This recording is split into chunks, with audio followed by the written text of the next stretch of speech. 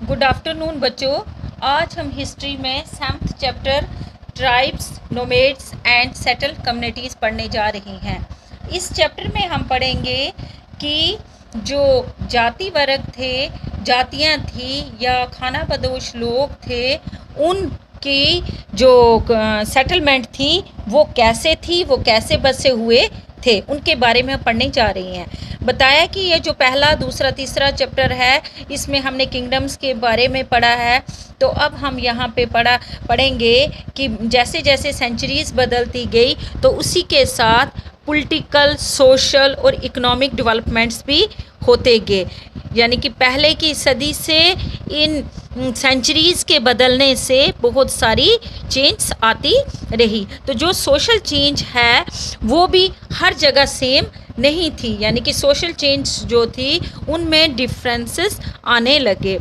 तो ये सोसाइटीज़ जो हैं, इस तरह से सोसाइटीज़ भी इवॉल्व्ड डिफरेंटली होने लगी, यानी कि सोसाइटीज़ भी विकसित होने लगी, उनको भी मतलब उनका भी विकास होने लगा। तो यहाँ पे बताया है कि जो large part of the sub continent हैं, यानी कि जितने भी हमारे सब कॉन्टिनेंट के जितने भी महाद्वीप के जितने भी पार्ट्स हैं, वहाँ पे जो सोसाइटीज़ थी वो रूल्स के हिसाब से उनको डिवाइड किया गया था, जिसे हम वर्ना कहते हैं। वर्ना होता है जाति, यानी कि जातियों के हिसाब से सोसाइटीज़ को डिवाइड किया गया था।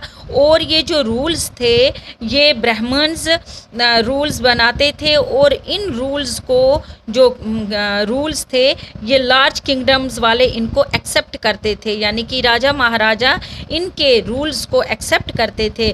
ब्राह्मण जो भी रूल्स बनाते थे उनको बादशाह किंगडम्स रूल्स को एक्सेप्ट करते थे।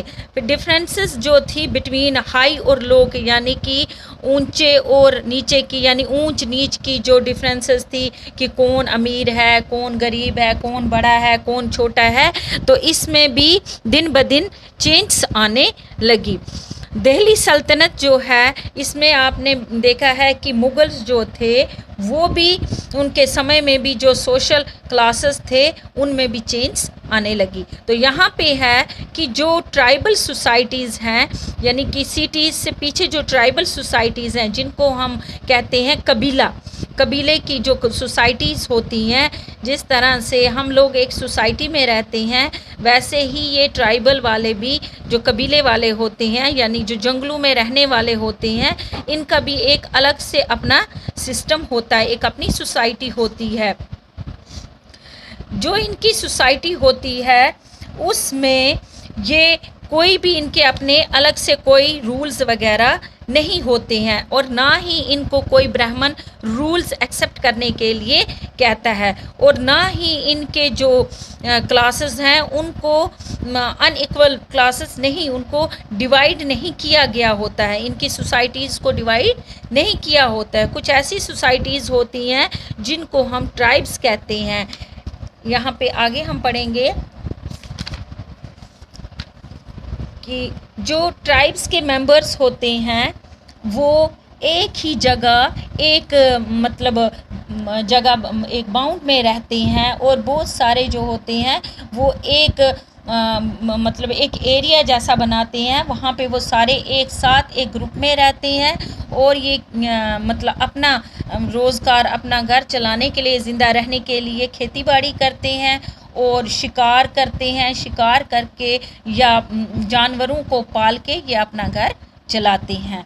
तो कुछ खास कर कुछ ऐसी एक्टिविटीज़ होती हैं जो ये नेचुरल रिसोर्स से मतलब लेकर अपना जीवन बसर करते हैं।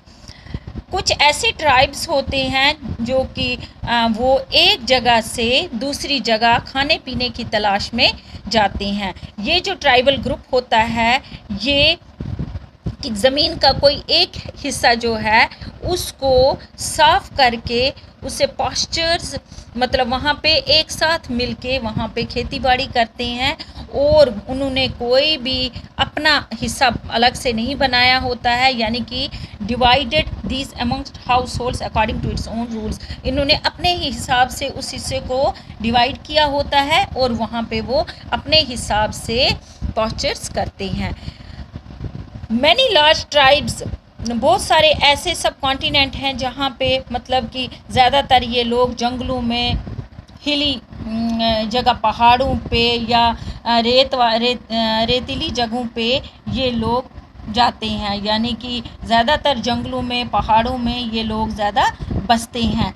कभी कभी ये क्या करते हैं कि कास्ट बेस्ड सोसाइटीज़, यानी कि जो caste based, sometimes they clashed with, कभी कभी इन्हें आपस में कास्ट बेस्ड पे लेके क्लैशेस भी हो जाते हैं। कुछ ऐसी वेज हैं, tribes retain their freedom and preserve their separate culture, और फिर ये अपने आप को आज़ाद करने के लिए एक अपना सेपरेट कल्चर बनाते हैं। अब कास्ट बेस्ड जो है ये ट्राइबल जो सोसाइटीज़ हैं, यानी कि जो जंगलों में लोग बसते हैं, जिनको हम जंगलों में रहने वाले जो होते हैं, जिनको हम कबीले वाले कहते हैं, ये एक दूसरे पे डिपेंड होते हैं। इनका रिलेशन अच्छा होता है, कभी कभी किसी वजह से इनके झगड़े भी हो जाते हैं, लेकिन ज़्यादातर ये एक दूसरे पे डिपेंड होते हैं। Both societies to change. अब यहाँ हम पढ़ेंगे हु वेयर ट्राइबल पीपल। अब ट्राइबल पीपल कौन होते हैं? Contemporary historians and travelers give very scantily information about tribes, यानी कि बहुत सारे historians और ट्राइबल्स जो होते हैं उन्होंने भी इनके बारे में कुछ खास इंफॉर्मेशन नहीं दी है, लेकिन इतना ट्राइबल पीपल्स जो हैं वो उनका कोई लिखा हुआ रिकॉर्ड हमारे पास नहीं है, लेकिन कुछ ऐसे रिच कस्टम्स हैं और ओरल ट्रेडिशंस हैं जिनसे हमें लगता है कि जो ये ट्राइबल लोग भी यहाँ पे रहते थे, और जो ये ट्राइबल लोग थे, ये जनरेशन, ईच न्यू जनरेशन, इनकी जनरेशन जो है ये passed down. Present day historians have started using such oral tradition to write tribal historians. Thank you.